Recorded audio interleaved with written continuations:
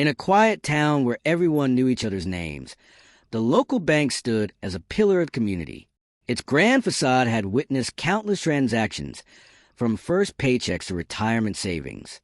The staff prided themselves on their professionalism, but also enjoyed the occasional lighthearted moment to break the monotony of daily routines. One crisp morning, as the sun cast golden hues over the town, an elderly man approached the bank's entrance. His face, marked by deep lines, spoke of decades of experiences. He wore a well-worn hat, tilted slightly to one side, and his clothes, though clean, had seen better days. In his right hand, he clutched a weathered sack, its contents unknown. The townsfolk, going about their daily errands, barely gave him a second glance.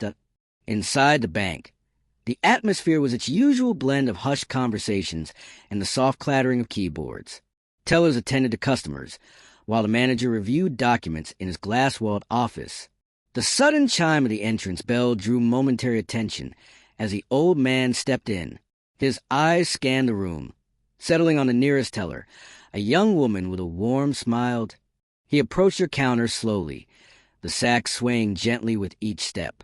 Placing on the counter, he leaned in slightly and, in a voice softened by age but firm in resolve, said, "I'd like to speak to someone about my bank."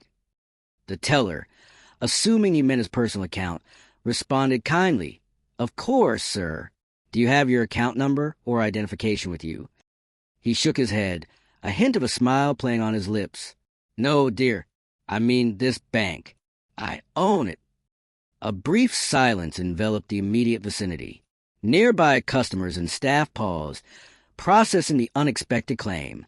Then, almost in unison, a chuckle arose from those who overheard. The idea seemed ludicrous. A man of his humble appearance claiming ownership of the esteemed institution. The teller, maintaining her composure, replied, "Sir, perhaps there's a misunderstanding. Our bank is owned by a corporate entity." The old man's eyes twinkled with a mix of amusement and determination. He gently patted the sack. "I have the papers right here to prove it." Skepticism was evident on the faces of those around. A security guard, sensing the growing attention, approached cautiously.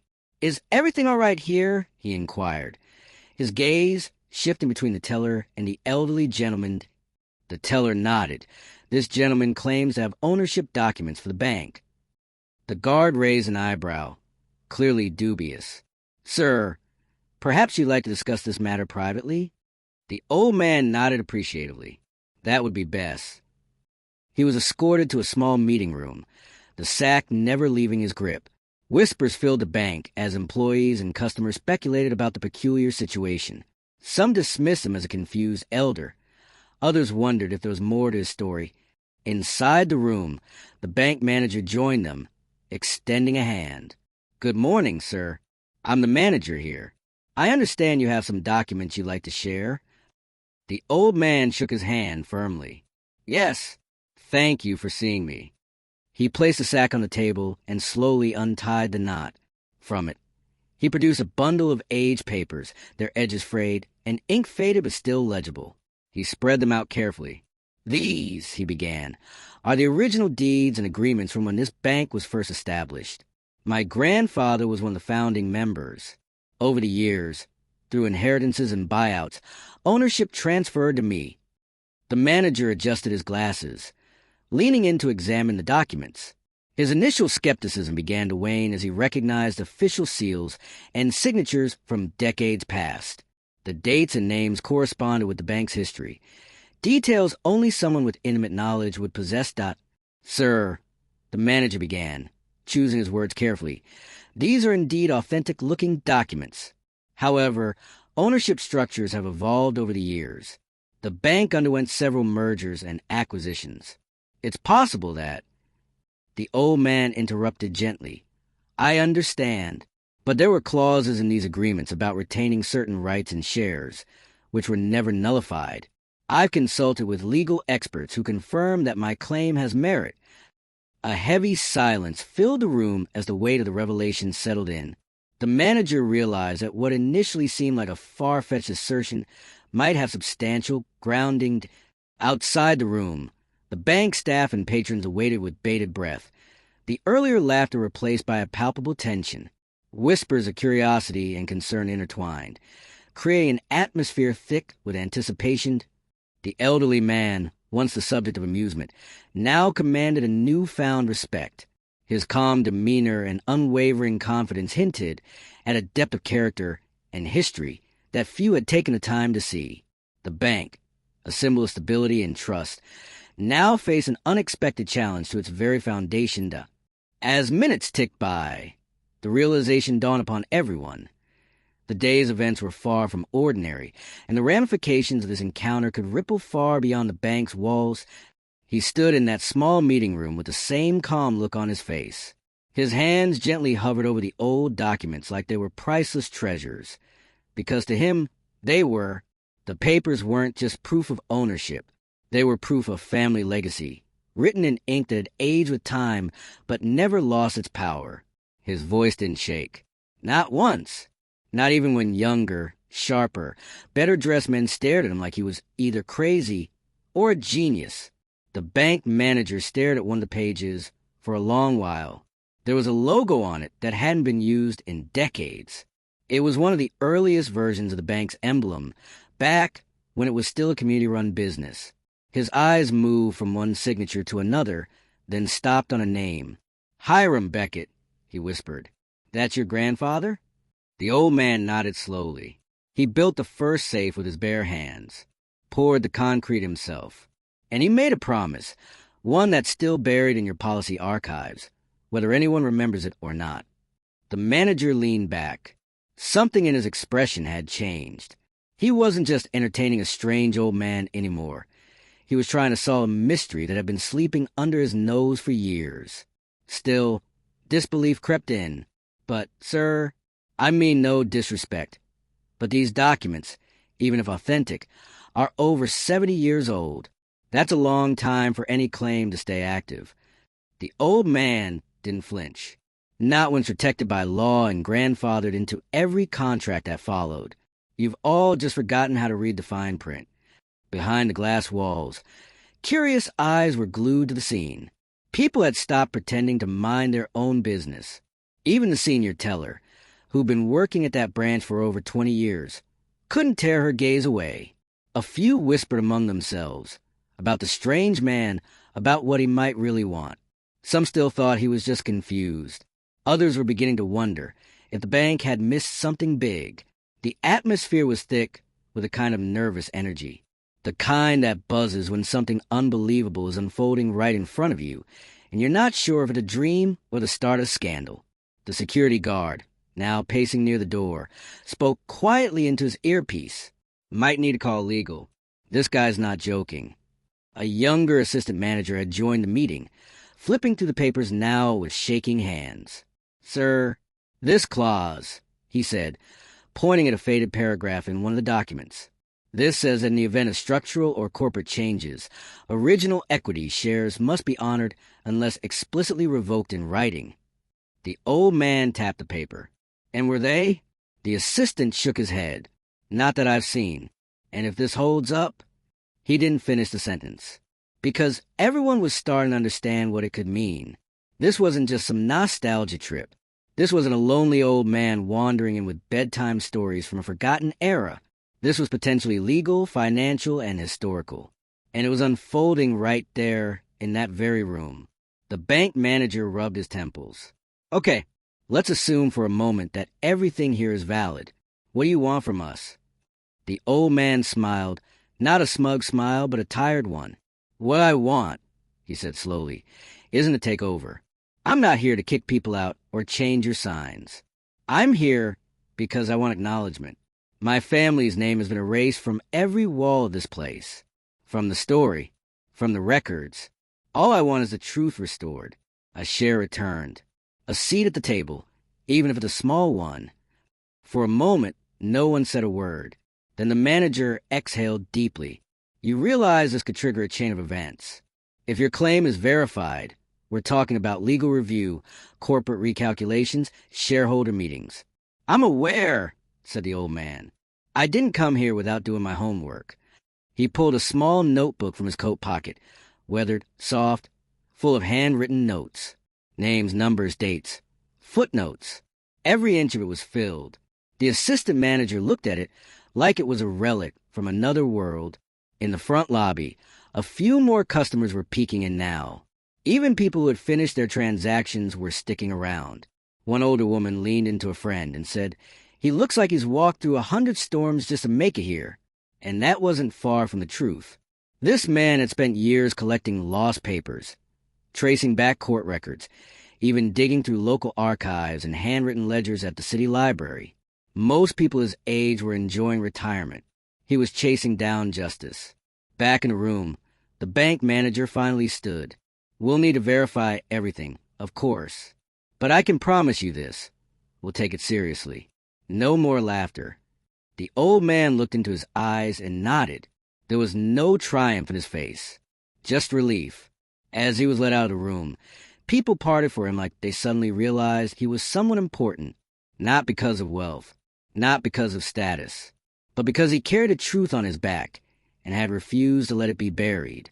No one laughed anymore, not even the ones who had chuckled when he first walked in.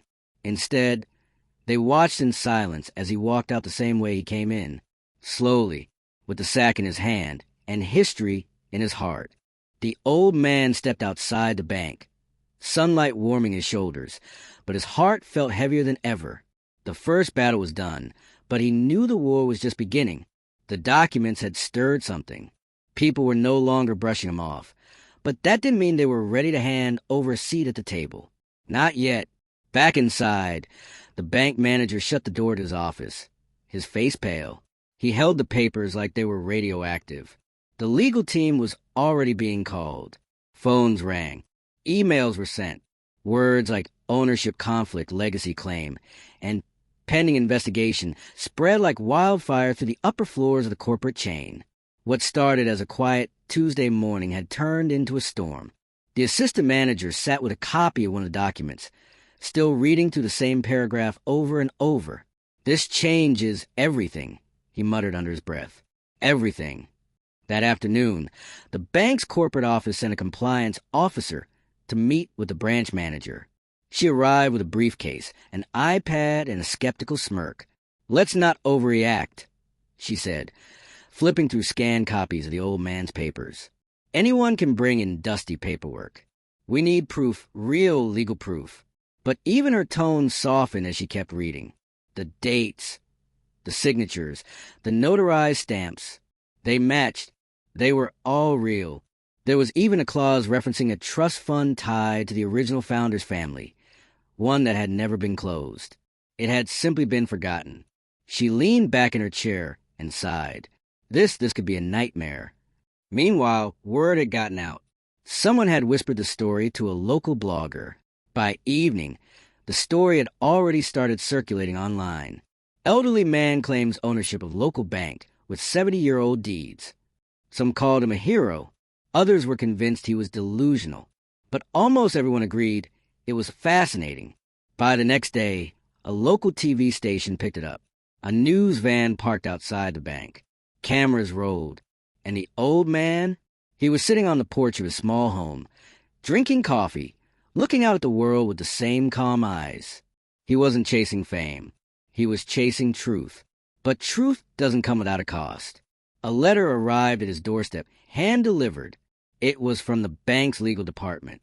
A formal notification that they were opening an internal investigation, and they would need to verify the validity of all claims. For now, they were suspending all action and advising him not to discuss the case publicly. He folded the letter neatly and placed it inside a drawer. He knew this was part of the process. But deep down, he also knew something else. They were scared. At the bank, meetings were happening behind closed doors. Conference calls with lawyers. Files being pulled from storage. Every detail of the bank's founding was being re-examined. Every contract combed through for escape clauses. But no one could find anything to disprove the old man's claim. The most shocking discovery came 3 days later, buried in a folder labeled Historical Records. A scanned page from 1953, showing a transfer of provisional ownership to one Hiram Beckett Jr., the old man's father. It was never updated in digital records. It had never been revoked. The moment the compliance officer saw it, she whispered, "Oh no."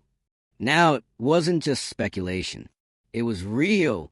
The old man had a legitimate claim, one that might entitle him to a substantial portion of the bank's equity and possibly even a say in its governance. But the board of directors didn't want that. They saw a threat. At the next board meeting, they discussed options, silently hoping the old man would give up. Maybe he'd accept a settlement. Maybe they could offer him a payout to walk away quietly. One of the members suggested going public, controlling the narrative. Another advised they bring in a private investigator. "We need to find something," he said. "Anything." But the old man had nothing to hide. His records were clean. His story checked out. And worse for them, people were rooting for him. The town was changing. Customers came into the bank not to withdraw money, but to ask about him. Is it true? Was his grandfather really the founder? Are you guys going to make it right? Whispers turned into pressure. What had once been an embarrassment for the bank was becoming a moral test. And slowly, the laughter that once echoed in the halls had turned into hushed discussions and worried glances. The bank wasn't just facing legal trouble. It was facing a reckoning. Then came the turning point. A letter surfaced, found in the archives of the town library, where the old man had spent hours searching years ago. It was dated 1979, signed by a former CEO of the bank, acknowledging the Beckett family's historical ownership and agreeing to future equity considerations if the family ever returned with rightful claims. It was the nail in the coffin. When the bank's legal team read it, they knew there was no running from this now. Still, they tried one last time. A sleek car rolled up to the old man's house. A woman in a navy blue suit stepped out, holding a folder. She introduced herself with a practiced smile. "We'd like to offer you a settlement," she said, "in exchange for dropping your claim." He looked at the number. It was a lot, but he didn't flinch. "This isn't about money," he said quietly. "It's about legacy." She pressed again. "You could live comfortably. You'd never need to worry about anything again." He looked at her, his eyes steady. "I've never needed much. Just the truth." She left with the folder unopened. Back at the bank, panic had turned into frustration. Their options were running out. The board scheduled a meeting with the old man, not to fight him, but to negotiate. He walked back into the building a week later, not with a sack this time, but with the same quiet dignity he'd carried all his life. People stood when he walked in. Employees nodded. Some even smiled. He was no longer a stranger. He was a part of their story now. And as he stepped into the conference room, where his grandfather might have once sat, he took a seat not just at a table, but in history. The room felt different now. The air was thick, charged with a tension that was both familiar and foreign. The old man sat at the table, his hands resting lightly on the surface, his eyes taking the polished wood and the nervous faces that surrounded him. The same walls that had once been the backdrop to his grandfather's triumphs now stood witness to the climax of a battle he hadn't asked for, but had fought with everything he had. The bank's legal team, their faces a mix of caution and uncertainty, exchanged glances. The manager, who had once looked at him with skepticism, now looked more like a man waiting for a storm to pass. No one spoke immediately, the silence thick with anticipation. They knew they had to act, but the truth was they were out of moves. The old man cleared his throat, the weight of years and memories in his voice. "I'm not here to tear anything down," he said, his words slow, deliberate. "I'm here to rebuild something that should never have been forgotten. My family built this, and it's time we remembered that." The room shifted. There was a soft murmur from the back, as if the words had echoed deeper than anyone had expected.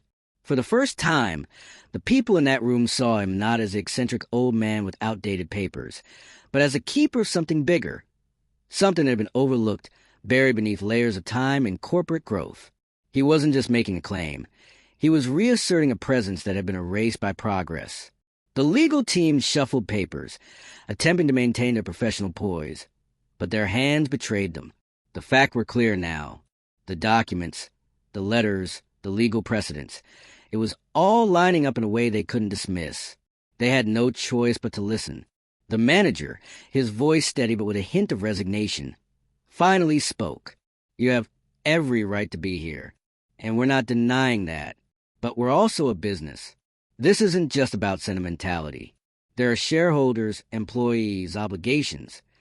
The old man nodded, acknowledging the truth in his words, but his expression didn't change.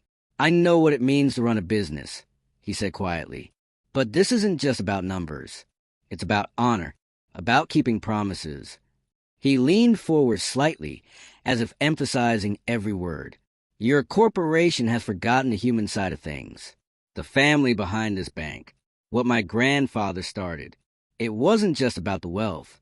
It was about serving the people who trusted this place with their savings. It was about building community." There was a weight in his words that seemed to hang in the air, pressing down on the shoulders of everyone in the room. The legal team, the managers, the executives, all of them had spent years thinking about profit margins, mergers, and growth. They hadn't thought about the history that had built the foundation beneath all of it. But as the old man spoke, something began to change in their eyes. Doubt, hesitation, and maybe even a hint of shame flickered in their gazes. The bank wasn't just a business to them anymore. It was a symbol of something greater, something that had been lost. The conversation shifted. The old man wasn't simply negotiating his claim anymore. He was offering them something they hadn't considered, a chance to restore something meaningful, something they could hold on to beyond the bottom line. The manager leaned back, his fingers steepled in thought. "You're asking us to acknowledge a past we've distanced ourselves from. That's not an easy thing to do, especially in front of our stakeholders." "I'm not asking you to undo everything," the old man said, his tone calm but firm. "I'm asking you to honor what's been forgotten, what's been buried. You can't erase what's been built over generations just because it's inconvenient." The words settled in the room, like a heavy fog slowly lifting, revealing something beneath the surface. Something more than just a transaction, more than just legal papers and corporate strategy. This was about identity. This was about legacy. The compliance officer, who had been quiet until now, finally spoke up. "There are a lot of people who depend on this institution. Employees, clients, shareholders." She paused and added, "But I think you're right. Maybe we've lost sight of what matters." Her words, though hesitant, had a different tone now. They weren't dismissive anymore. They carried a weight of acknowledgement. It was a shift that couldn't be undone. The old man smiled, a quiet, knowing smile. "I'm not asking for everything, just for a place at the table. Acknowledgement, recognition, and a commitment to honor the legacy that built this place." The manager looked at him, his gaze now no longer filled with resistance, but with the kind of understanding that can only come from seeing the bigger picture. "What are you asking for exactly?" he asked, his voice softer than before. The old man took a deep breath, his hands resting lightly on the table again. "I'm asking for a seat, a share in the governance. Something small but significant, a voice that represents the family behind this. And I'm asking that the bank publicly acknowledges its roots, not just for me, but for the generations that came before." For a moment, the room was silent again, as everyone digested the weight of his request. The compliance officer glanced at her tablet, her fingers scrolling through the documents they had pulled up earlier. She didn't speak, but her eyes told a story. She was considering it. They all were. Finally, the manager spoke. "This is not going to be easy. There are legal and financial implications. We need to run this by the board and review our bylaws. There's a lot to discuss." The old man nodded. "I'm not asking for a decision today. I'm just asking for a conversation, a chance to bring this back into the light." As he stood up to leave, the room seemed to hold its breath, unsure what had just happened. The old man wasn't leaving defeated. He wasn't leaving without a plan. He was leaving with something far more powerful, his truth. And he had just planted the seed of change in the heart of the institution that had tried so hard to forget him. Outside, the world was moving on. Cars passed by. People walked the streets, unaware of the shift that had just taken place behind closed doors. But for those in that room, things had changed. Something had been set into motion. A ripple had begun, and no one could predict where it would go from here. But the old man knew one thing. The truth had its own power, and the longer it was buried, the stronger it became.